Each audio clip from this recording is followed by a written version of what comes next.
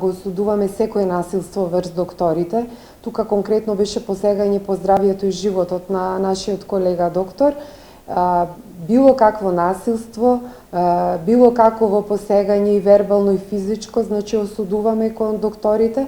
Би апелирала сите пациенти и сите доктори да се држат до етиката, да има соработка меѓу докторот и пациентот, да има една доверба, значи најважно меѓу докторот и пациентот, за да во иднина немаме никакви немили настани.